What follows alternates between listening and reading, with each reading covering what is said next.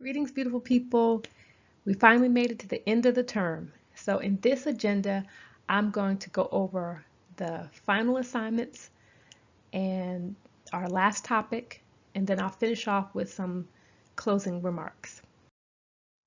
Assignments or ways to earn points. So I've broken this down into two categories, required and optional. So the first way to earn points this week is by participating in our last class discussion. You'll see that I've given you some options for videos, articles, and questions. And you need to make your initial post by Wednesday and respond to 2 peers in a substantive way by Friday. This will earn you 5 points. The next way to earn points is by completing the reflection assignment. You can earn up to 10 points by reflecting over the last 15 weeks and thinking about what you learned, which you wish we had discussed a little bit more of, what you liked, what you disliked. And you're going to provide some feedback in the reflection. That is a 10-point assignment. All right, the last way to earn points is by completing the final exam. The final exam is worth 100 points, and you will be asked about adolescence and adulthood. So even though it's just two broad topics, adolescence and adulthood, this covers several chapters. So we're talking about emerging adulthood. We're talking about the social and emotional changes that adolescents go through, as well as the physical changes that adolescents go through, and early and middle and late adulthood. So that's, quite a bit of information, but it's the second half of the semester. So you can earn up to 100 points. So altogether, that is 115 points required for this last week. Now, in terms of the optional assignments, there's an extra credit assignment that is attached to the final exam, and that's worth 10 points. Those points will be added directly to the final exam. So this is an optional way to boost your score. I do want to remind you that the final exam is proctored via Epilogue. So you definitely want to hammer out any kinks prior to taking the final exam, because we don't have any wiggle room. I don't have a makeup final exam. If you miss the final exam, you just missed the final exam.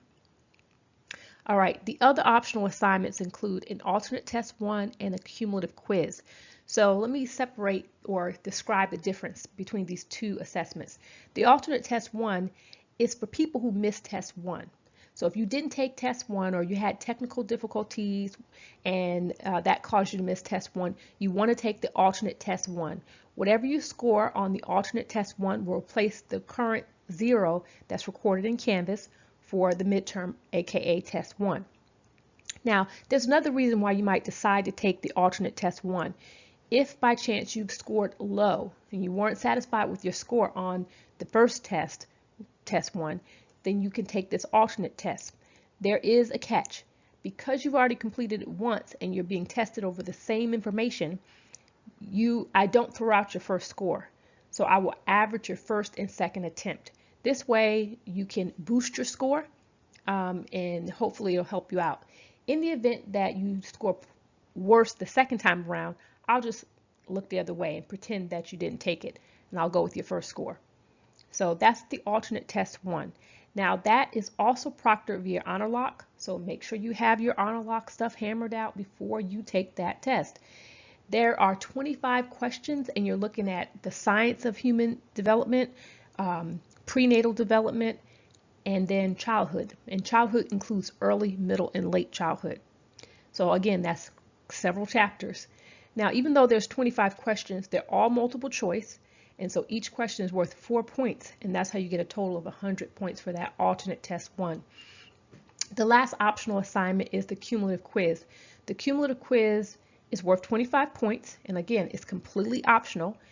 Cumulative means it is summative. It's the entire semester, like your accumulated knowledge is all available on this one little quiz. Now, the quiz only has 10 questions, but the questions might be about late adulthood, adolescence, prenatal development, the science of human development. So it's pretty much anything that is relevant for human growth and development for this course.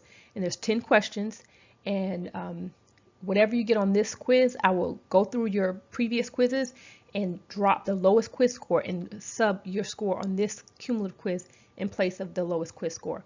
Now, suppose you don't take the cumulative quiz. Well, then whatever 4 quizzes, your scores on the 4 quizzes, that's your score. Or if you take it and you do worse, then I just pretend like you didn't take it, because this will be considered the lowest quiz. So that's it. That's the ways to earn points for this week. If you have questions, please feel free to use the questions thread in Canvas, because your fellow class members may be able to help you out by directing you in the appropriate area. And I also check the questions thread pretty much every day. If you need to email me, you can also email me. I'm available via email Monday through Friday. Okay, so for this final topic, the epilogue, death and dying, you won't actually see information from death and dying on the final exam.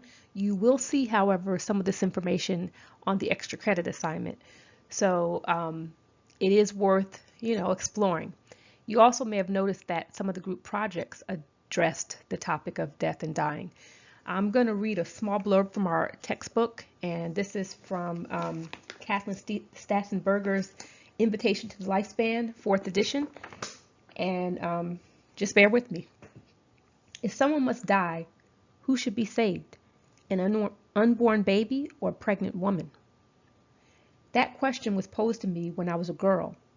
My teacher wanted me to think about ethical choices that I might encounter, and neither that adult nor I considered that question inappropriate for an 8-year-old. That reflected reality as my older teacher understood it. A century ago, death often took the lives of newborns and sometimes of birthing women.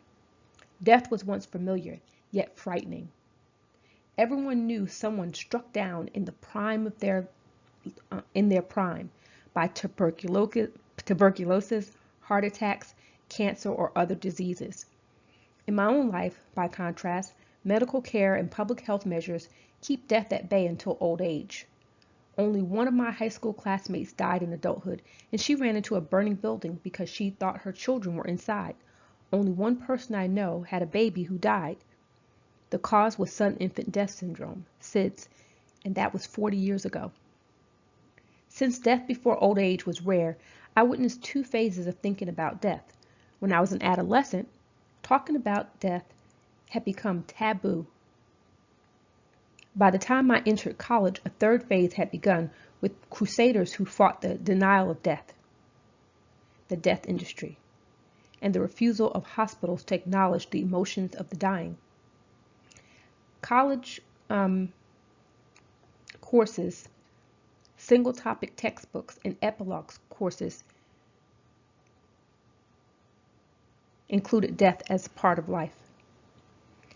Are we entering a 4th phase? Children have video games in which creatures and people often die. Drones are programmed to kill from thousands of miles away. Smartphones die and then are recharged every day. Death is commonplace but distant. Or are these superficial changes? Is death still an emotion-laden finality that we strive to understand?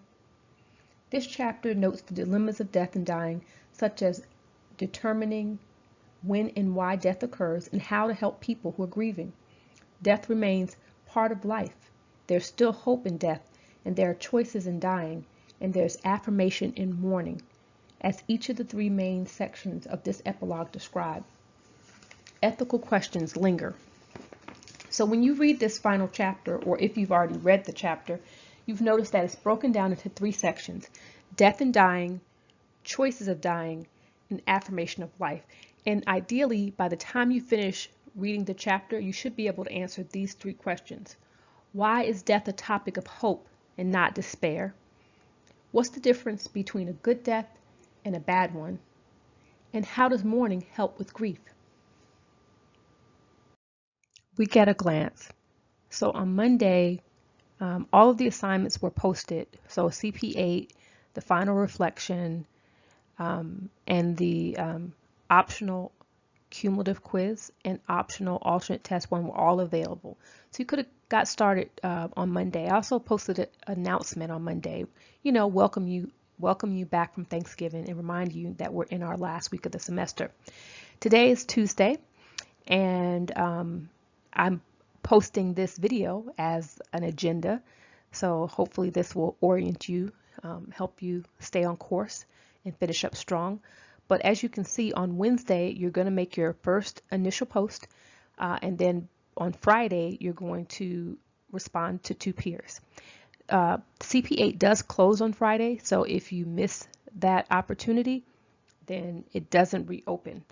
Now, with the reflection assignment and the final exam, those will remain open until Monday. So technically, you have a little bit of time. So I'm planning to post the final exam on Wednesday, no later than Thursday, and it will stay open until Monday. Now, you only have one chance to take the final, so I wouldn't suggest clicking on the start of the final until you are ready to complete it. Final thoughts. I hope that one of the things you're taking away from this class is an understanding that if you study human growth and development, you have to acknowledge that people are at least multidimensional. So you can't understand someone without considering the physical changes, the cognitive changes, and the social emotional changes that they go through. I'm also hoping that you will take away that there are many different theories that explain why and how we change over the course of our lifespans. I'm hoping that you learned about the difference between Piaget's cognitive theory and Erikson's social emotional theory and Kohlberg's theory of moral development. The assignments that I think I enjoyed creating were the discussion questions, because I tried to be, creative. I tried to give you an opportunity to have fun on the discussion board instead of just answering boring questions. The part of the class that I didn't like was that we were online. Even though I know that online can be a lot of fun, I wish I would have had a chance to see you face to face and talk to you and have some more engaging discussions. Something I wish I would have done more of is spend more time on the discussion board, chiming in with you all. But I hope that you found the videos and my comments enlightening, informative. And if you have questions, I really am available at simpsa@cf.edu. I respond to my emails in 24 to 48 hours, Monday through Friday. If you email me on the weekend, I'm trying to set boundaries, so don't expect a reply on the weekends. I do have office hours this week, so if you need to speak with me via Zoom, I am available during my office hours. The questions thread is always a great place to pose a question, because one of your class members may see the question and respond, and I also check the questions thread.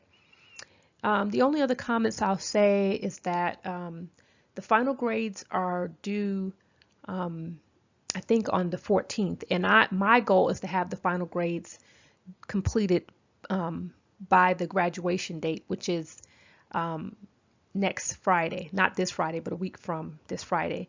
So it's really important that we finish up on Monday so that I can finish grading and cleaning up the grade book and answering questions and making sure we all are on the same page. So that's all I have to say. Bye.